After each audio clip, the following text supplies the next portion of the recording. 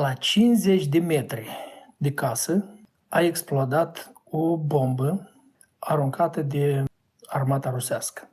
Așa ne s-a spus când am intrat în casa lui Sviatoslav și Natalia din Zaporojie. Ne-au arătat geamul spart la intrare și ne-au spus că o săptămână în urmă a explodat bomba la 50 de metri de casa lor. Când ne apropiam de oraș, apoi vedeam cum zboară ceva rachete roșii spre cer, dar nu prea înțelegeam ce înseamnă asta. Ne-au explicat mai târziu că rachetele astea sunt pentru a nimici dronele sau bombele care sunt aruncate înainte ca să ajungă ele să distrugă ceva. Dar acolo în oraș ne-au spus că într-o dimineață a căzut o bombă chiar lângă ei. A doua zi am mers, am privit și noi, ne-au arătat și am văzut minunea lui Dumnezeu cum s-a întâmplat în ciuda la bomba asta căzută. În locul acesta a căzut o rachetă. Este nu departe de casa în care ne-am oprit noi să găzduim. Și iată, deja au acoperit aici. Aici s-a făcut o gaură adâncă, aici a căzut racheta, dar ca să vedeți efectul care a fost. Toate acoperișurile astea au fost luate de rachetă. Iată, casa de la vale, vedeți, este dărâmată. Acoperișul de aici a fost luat. Acoperișul de aici a fost zburat, totul. Minunea este că nu a murit nimeni. Numai a fost rănită cineva, o persoană, dar nu a murit nimeni. Însă eu nu știu cât o fi, e o distanță destul de bună până la locul unde suntem noi. Acolo au zburat geamurile. Și iată, oamenii în așa context trăiesc. Însă, ce spun toți, ce vorbesc toți aici? În zona asta sunt mulți creștini evanghelici care s-au stabilit să locuiască pentru că prima biserică baptistă din oraș aici se află, în regiunea asta. Și iată, deci... oamenii văd ca și protecția lui Dumnezeu că, uite, a căzut racheta și absolut nimeni nu a murit, cu toate că vedeți dărâmate casele. Casa, uite aici, dărâmată, casa total dărâmată de aici. Deci ei deja știu denumirile, bomba aceea se numește CAB, apoi sunt fel de fel altele, rachete și bombe, astea sunt lucruri diferite, rachetele sunt mult mai periculoase, apoi sunt Shahid, dronele astea care de asemenea explodează. Dar atunci acolo, zice, a venit o bombă CAB. Și când a căzut bomba asta și a explodat, casele din jur au fost dărâmate, au făcut o gaură mare. Tare mult îmi pare rău că nu vă pot arăta ceea ce am văzut. Am filmat și când am ajuns acasă și am dat să transfer fișierele astea, am comis o greșeală din neatenție și s-au șters de tot. Nu le mai am toate fișierele. Așa că încerc să vă povestesc câte ceva și vom completa cu imagini din ceea ce am văzut. Vă pun doar ceea ce am apucat să filmez și nu s-a pierdut și vă povestesc restul. Deci când am venit și am văzut acolo la locul unde a căzut bomba, ni s-a spus așa, un domn a ieșit în vârstă care tocmai lucra, oamenii repară acolo. Primul rând, ce este impresionant că serviciile astea care vin la locul unde a căzut bomba sunt foarte rapide, sunt voluntari care lucrează dedicați și foarte repede restabilesc lucrurile. Am văzut clădini în oraș care ne-au arătat că au fost distruse parțial și au fost restabilite, reconstruite clădirile. Dar, zice, atunci dimineața când a căzut bomba, familia care e cel mai aproape de locul în poarta cărora a căzut bomba, sunt părinții și fiul lor locuiește cu ei, care este căsătorit, au și copii mici și dimineața fiul mic, fiul cel care e căsătorit, Daniel îl cheamă, el căuta să se pornească la servici și au fost sirenile, dar acolo sirenile sunt continuu și când au sunat sirenile, el se pornea la servici. Tatăl i-a interzis pentru că a auzit o explozie și tatăl i-a interzis să plece. Nu pleci nicăieri, azi rămâi acasă.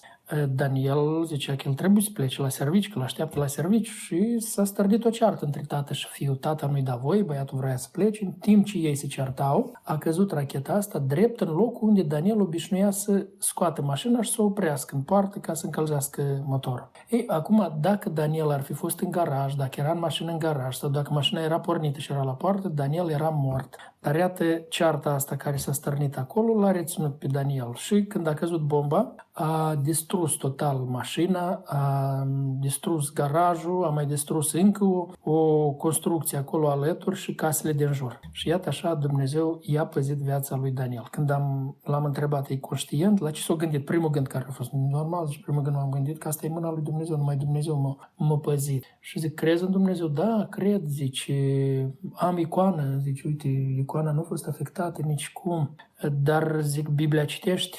Am Biblia. Am mers în casă, mi-a adus o Biblie veche, cred că de prin secolul XVII, o psaltire care o păstrează în casă, dar cu părere de rău a spus că nu o citește el. Domnul să-l ajute, i-am vorbit cât de important este să înceapă să citească Biblia, să o cunoască Biblia, să o înțeleagă Biblia. M-am bucurat de cei care au venit la seminar. Eu am fost invitat acolo de Alexei Hrepun, pastorul Alexei Hrepun, care a mers în diferite localități de acolo din zona de război și le-a propovăduit oamenilor, i-a învățat, i-a ajutat pe oameni, a evacuat pe cei pe care i-a putut. Dar, iată, deja 70% din regiunea Zaporojie este sub ocupație rusească și el nu mai poate merge în locurile celea și atunci are nevoie să comunice cu oamenii, să învețe. Și pentru asta m-a invitat ca să-l învăț și pe el și pe alți predicatori, slujitori, pastori care sunt, lideri care sunt, să învăț cum să propovăduiască online, cum să folosească instrumentele astea online, care ele sunt multe, dar cum să le folosească înțelept și cum să-și ajusteze predica, învățătura la stilul ăsta online ca să poată să le fie folositor oamenilor. Am predat 2 zile, am fost tare impresionat de oamenii care au venit, un grup au venit tocmai din Harkov și ei s-au pus în pericol, iată de exemplu pastorul Daniel. Tatălui a fost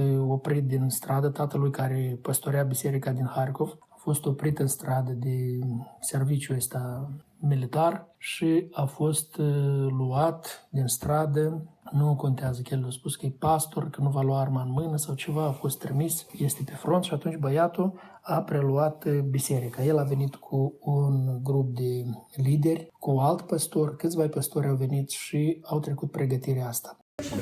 Во время обстрелов в Харькове, в Украине, мы церковью наблюдали такую картину, как девушки остались на лавочке после обстрела. Перед войной как раз мы проводили в том парке евангелизацию. На тех лавочках мы проводили игру Real Life. И вот не так давно были обстрелы города Харькова, и молодые девочки там сидели, вот, так они там и остались. В смысле, там упала бомба, да? Что означает там остались? Да, там туда прилетели кабы. Что такое каб? Каб – это керована авиабомба. Это управляемая авиабомба, которую запускают с самолетов. Вот, туда она прилетела, и девочки были убиты осколками. Tare m-am bucurat că ei deja acolo au și început, de exemplu, Dumitru și Olga au fost ambii dependenți de droguri anterior și iată acum ei au văzut cât de eficient poate fi propovăduirea online pentru cei care sunt dependenți de droguri, care nu vin la biserică, dar care urmăresc postările astea. Și zice, numai a făcut prima postare Olga și deodată au și ieșit foștii ei colegi de altă dată care toți se drogau, au și început să comenteze, să urmărească, s-a pornit un dialog. Așa că mă rog să-i ajute Domnul să poată face lucrarea asta. Am mers în biserică. Duminică am fost în 2 biserici. În biserica păstorită de Alexei și am rămas plăcut surprins să vedem cum biserica era plină de oameni. Au venit mulți oameni la biserică, la închinare. Am făcut cu ei un studiu biblic, am predicat foarte bine și frumos, au primit învățătura. După masă am mers la plantarea unei noi biserici, unde pastor este Andrei Pacheta. Și el este absolvent a Institutului Precept, a pornit plantarea unei noi biserici, iar biserica arhiplină și acolo încăperea și asta ne bucură că în ciuda pericolilor care sunt în jur, oamenii vin și se închină lui Dumnezeu, oamenii îl caută pe Dumnezeu. Сотни людей. Есть те, которых уже с нами нету. Те, которым говорилось Евангелие, и Бог их забрал. У них остались семьи. Жены, дети, матеря, отцы, осиротелые, а есть те, которые в холодном окопе, сейчас находясь там, дают возможность находиться нам здесь, в этом теплом помещении.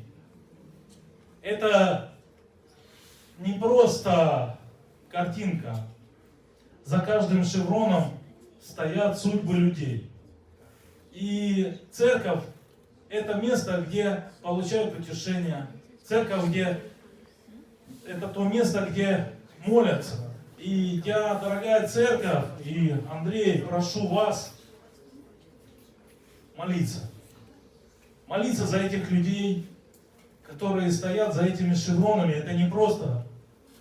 Молиться за их. Când ne-am pornit spre casă luni dimineață, când am ajuns pe Crivoi Rog, orașul Crivoi Rog, apropo, e cel mai lung oraș din Europa, are 80 de kilometri lungime. Când mergeam prin oraș am auzit sirenile, apoi am auzit o bubuitură puternică, tocmai așa a tresărit mașina noastră. Mai târziu am primit vești că în Zaporojie a fost o explozie mare, o rachetă a explodat și a omorât, se pare că 2 persoane și 15 au fost rănite. Și apoi mai târziu, când am mers spre casă, am primit veste că la Andrei Pacheta s-a aprins acoperișul casei și a ars acoperișul casei. Și rugați-vă împreună cu noi ca să-i ajute Dumnezeu să poată repara casa aceasta, iar dacă aveți posibilitate și vă pune Dumnezeu și vă îndeamnă Duhul lui Hristos să luați parte la reconstrucția casei lui Andrei și lucrarea care se face acolo, atunci uitați-vă la datele bancare care sunt aici la descrierea acestui video și vom aprecia mult participarea voastră la această nevoie. Să ne rugăm cu toți împreună, să ne rugăm pentru lucrarea care se face acolo în Ucraina și ca să aducă Dumnezeu cât mai curând pacea în țara aceasta.